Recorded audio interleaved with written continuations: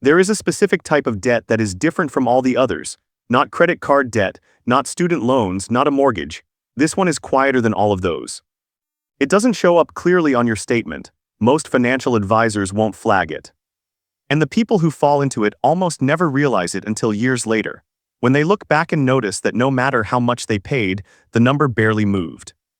Millions of Americans are carrying this type of debt right now, and here's what makes it dangerous. It's not that they can't see the balance, they can see it. It's that they don't understand what's actually happening to that balance behind the scenes. And that gap between what they think is happening and what is actually happening is costing them years of financial progress. By the end of this video, you're going to understand exactly what this debt is, why it works the way it does, and the specific 12-month sequence that people use to get completely free of it. But before we get there, there's something you need to understand first, something that changes the way this entire problem looks. Leave a like and let's get into it. Part 1. The number that lies to you. When most people look at their debt, they look at one number, the balance. $8,400 on a credit card, $22,000 on a car loan, $14,500 in personal loans. They look at that number, they feel the weight of it, and they make a plan based on it. And that plan almost always fails, not because they lack discipline, not because they don't try, but because the balance is not the real number.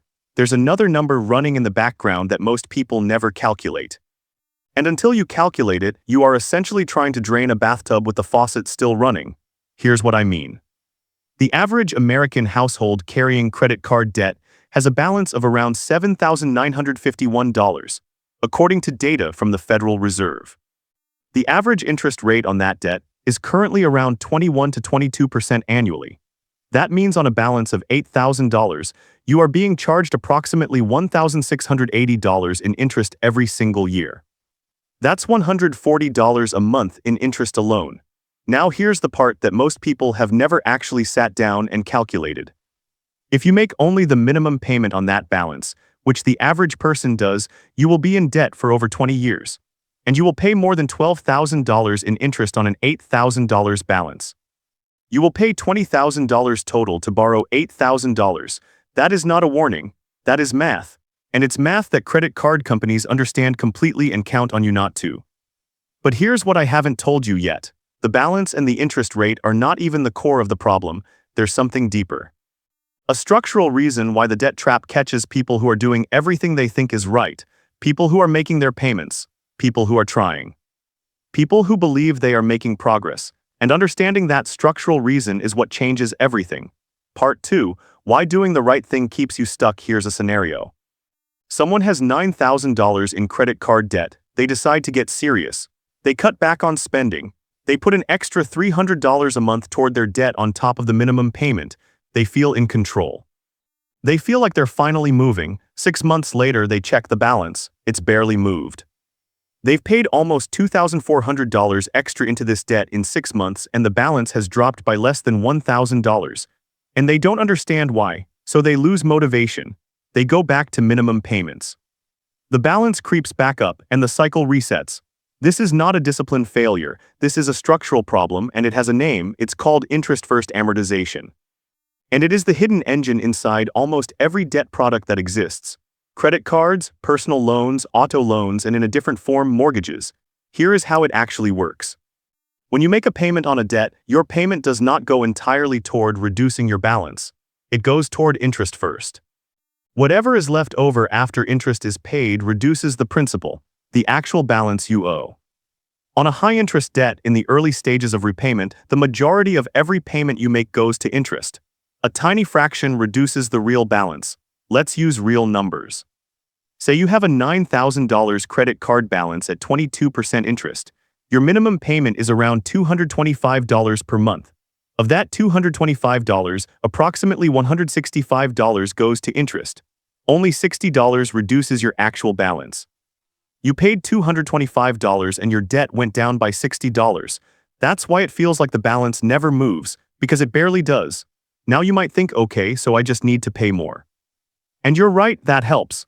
But there's still a third layer to this problem that even people who pay aggressively miss. And it's the one that actually explains why the debt trap catches people who are doing everything correctly. I'll get to that.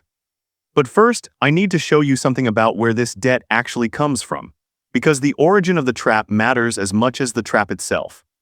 Part 3, the system that builds the trap before you even borrow. Most people think debt happens because of a single decision. I needed money, I used the card, now I owe money. That's the surface version. The real version is that the debt trap is assembled over time through a series of decisions that each felt reasonable in the moment. And the system around you is specifically designed to make each of those decisions feel reasonable. Here's the pattern. The average American carries debt across multiple accounts simultaneously.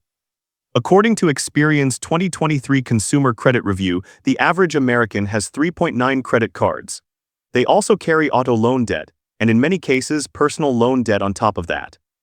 Each of those accounts has its own interest rate, its own minimum payment, its own amortization schedule, and here is what happens when you have multiple debts running simultaneously.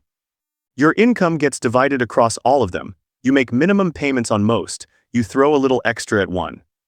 But because interest is accumulating on all of them at the same time, you are effectively running in multiple directions at once. Progress on one debt is being canceled by accumulation on the others. This is not a coincidence. This is exactly what the lending system is designed to produce. A 2019 paper from the National Bureau of Economic Research found that consumers with multiple debt accounts consistently underestimate their total interest burden by an average of 25%. They think they're paying less in interest than they actually are, which means they think they're making more progress than they actually are. The system profits from that miscalculation. But here's what I still haven't told you. The third layer. The one that catches even disciplined people who understand interest-first amortization and who are making aggressive payments. And it's the most counterintuitive part of this entire problem. Part 4, the trap inside the trap. There is a specific behavior that research shows happens almost universally among people who begin aggressively paying down debt. As the balance drops, spending goes up, not because people are irresponsible. Because of something called the moral licensing effect, a well-documented psychological phenomenon where making progress toward a goal gives people unconscious permission to relax the behaviors that created that progress. A 2010 study published in the Journal of Consumer Research found that people who felt they had made progress on a financial or health goal were significantly more likely to indulge immediately. Afterward, the progress itself created the permission. In the context of debt repayment, this plays out like this. Someone starts aggressively paying down their credit card. The balance drops from $9,000 to $5,000 over several months. They feel better, the pressure eases, spending goes up slightly, maybe a vacation, maybe a few months of looser budgeting. Maybe just the gradual return to old habits. The card balance climbs back to $7,000. They're not back to square one, but they've lost months of progress and they've paid thousands in interest for the privilege. According to data from the Federal Reserve Bank of New York, approximately 36% of people who pay off a credit card completely reaccumulate significant debt on that same card within 2 years. This is the trap inside the trap. The first trap is the debt itself, the interest-first structure that makes progress slower than it looks. The second trap is psychological, the invisible mechanism that pulls you back toward the behaviors that built the debt in the first place. And now you know both of them. Which means you're ready to understand why the 12-month escape sequence works. And more importantly, why it's structured the way it is, because the sequence is not just about paying off debt. It's about closing both traps at the same time. Part 5, the 12-month escape sequence. Let me be direct about something before I walk you through this. This is not a budgeting plan. Budgets fail for the same reason diets fail. They are restriction-based systems, and human psychology breaks restriction-based systems eventually. This is a structural sequence. It changes the architecture of how your money moves before it changes how much you're spending. And that distinction is everything. Here is how the 12 months breaks down. Months 1 and 2, the full picture. The first thing you need to do is something most people never do. You need to calculate the real cost of every debt you carry, not just the balance. Not just the interest rate, the total interest you will pay if you continue on your current payment schedule. There are free calculators online that will show you this in under 5 minutes. You enter the balance, the interest rate, and the minimum payment. It shows you how many years until payoff and exactly how much interest you will pay in total. Do this for every single debt you carry. Most people who do this exercise feel something shift immediately. Because seeing $8,000 become $20,000 on a page is different from knowing abstractly that interest adds up. It makes the cost visible in a way that changes decision-making. In months 1 and 2, you are also doing one other thing. You are identifying every recurring charge leaving your accounts that you did not consciously choose this month. Subscriptions, auto-renewals. Services you forgot you had. Research from West Monroe Partners found that the average American spends $219 per month on subscription services and underestimates that number by about 2.5 times. That's nearly $2,600 a year in spending that most people aren't actively thinking about. Cancel everything non-essential. That freed cash goes into the sequence. Months 3 and 4, the avalanche setup. By month 3, you have the full picture of every debt. Now you apply a specific repayment structure. List every debt from highest interest rate to lowest. This is called the debt avalanche method. It is mathematically the most efficient repayment sequence because it minimizes total interest paid across your entire debt portfolio. You make minimum payments on every debt except the one at the top of the list, the highest interest rate. Every dollar of extra money you free up goes entirely toward that one debt. This is the critical structural move. Most people spread extra payments across all their debts because it feels balanced, but this approach is mathematically wrong. It keeps interest accumulating on your highest cost debt the longest, which maximizes the total amount you pay. Concentrating fire on the single highest rate debt first eliminates your most expensive debt as fast as possible and frees up cash faster than any other approach.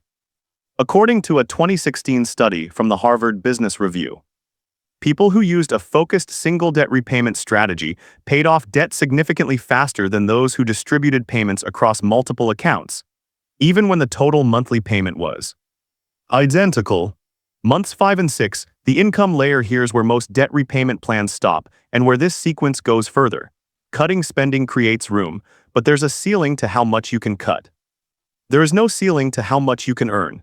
In months 5 and 6, you identify one income-generating action you can execute with 5 to 8 hours per week. Not a second career, not a business. One specific action that generates additional cash. The goal is not large. The goal is $300 to $600 per month in additional income that goes entirely and immediately toward the top debt on your list. According to a 2021 Bankrate survey, Americans with a side income earn an average of $810 per month from it. Even half of that accelerates debt payoff dramatically. If you add $400 per month to a $7,000 debt at 22% interest, you reduce the payoff timeline from over 4 years to under 18 months, and you save over $4,000 in interest. The extra income is not for lifestyle, it is fuel for the sequence. Months 7 and 8, the psychological lock. This is where you close the second trap. By month 7, you will likely have made significant visible progress on your first debt. The balance is dropping faster than it ever has. And this is exactly when the moral licensing effect becomes dangerous. The way you counter it is not through willpower, it's through structure. In months 7 and 8, you do 2 things. First, you automate your debt payment. Set it up so the extra payment leaves your account on the same day you get paid, before you can see it, before you can make a decision about it. It's gone to the debt before your brain registers it as available money. Research from the National Bureau of Economic Research shows that automatic savings and payment systems increase follow-through rates by over 40% compared to manual payment systems. Second, you create one intentional reward built into the plan, not spontaneous spending. A planned, budgeted reward that happens when a specific milestone is hit. The debt drops below $5,000. You spend $100 on something you genuinely want. The reward is real but contained. This is how you close the psychological trap. You remove the decision from the moment of temptation, and you give the brain a legitimate release valve that doesn't derail the sequence. Months 9 and 10, the stack. By month 9, if the sequence has run correctly, your first and highest interest debt is gone or nearly gone. Now something powerful happens. The money you were putting toward that debt, the minimum payment plus the extra payment plus the side income, all of it is now free to stack onto the next debt on your list. This is called the debt avalanche stack. Each time a debt is eliminated, its full payment rolls into the next one. Your monthly attack on each successive debt is larger than the last. This acceleration is not hypothetical. According to data modeled by the Consumer Financial Protection Bureau, someone starting with 3 debts totaling $18,000 who consistently applies the avalanche stack method, can eliminate all three debts in 60% of the time it would take using minimum payments, and saves an average of $6,200 in total interest. By months 9 and 10, you are not just paying off debt. You are generating momentum that compounds in the same way investment returns compound. Each eliminated debt makes the next one fall faster. Months 11 and 12. The exit architecture, the final 2 months of the sequence, are not about paying the last dollar. They're about building the structure that makes sure you never return. There are 2 things you do here. First, you redirect the full payment stack, everything you were putting toward debt, immediately and automatically into an investment account the moment the last debt is cleared. Not next month. Not after a short break. Immediately. This is critical because the moral licensing effect is at its most powerful at the point of completion. The debt is gone, the pressure is gone. The brain wants to spend the freed cash. The only way to prevent that from happening is to make sure the cash is already allocated before the feeling of freedom arrives. Second, you build a true emergency fund, 3 to 6 months of living expenses in a high-yield savings account. This is what prevents the next emergency from becoming the next debt. Medical bills, car repairs, and job disruptions are not optional life events. They happen. Without a cash buffer, they go on a credit card, and the cycle starts again. The 12-month escape sequence doesn't just pay off debt. It replaces the financial architecture that made the debt possible in the first place. The answer to the question you've been carrying. Let's go back to the beginning. The specific type of debt I described at the start of this video. The one that's different from all the others. The one that's quieter. The one that keeps moving even when people are doing everything right. You know what it is now. It's not a specific product, it's not a specific lender, it's the combination. The interest-first structure that hides real progress. The multi-account trap that divides your payments and multiplies your interest burden. And the psychological mechanism that rebuilds the debt even after disciplined people pay it down. That combination is what makes debt a trap rather than just a cost. And now you understand why people who work hard, make their payments, and try to do the right things still find themselves in the same place year after year. It was never about discipline. It was always about structure. The 12-month sequence works because it addresses all 3 layers simultaneously. It makes the real cost visible. It concentrates repayment where it matters most. It generates additional fuel through income rather than just restriction. It closes the psychological trap with automation and structure. And it builds an exit architecture that prevents re-entry. 2 years from now, you can be someone who is still carrying the same debt, paying the same interest, wondering why the balance barely moves. Or you can be someone who finished this sequence, cleared the debt, and redirected that cash into investments that compound in your favor instead of against you. The information is here. The sequence is clear. The only question is whether you start month 1 today or whether you wait for a better time that never comes. Subscribe and watch the next video to see exactly which investment strategy you should use once the debt is cleared. Just a reminder, I'm not a financial advisor. This video is for educational purposes only. Any results depend on your own decisions and actions.